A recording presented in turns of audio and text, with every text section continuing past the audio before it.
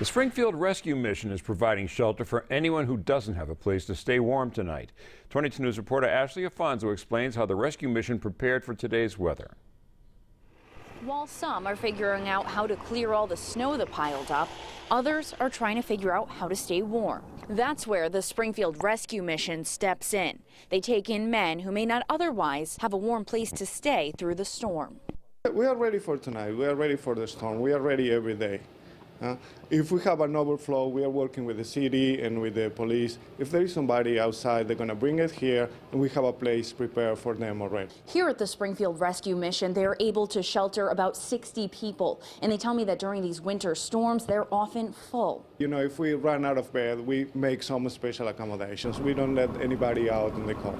The Springfield Rescue Mission is a warm place for people to stay all year round, and they're committed to helping these men get back on their feet. We are thinking about their future. We just don't accumulate homeless people here.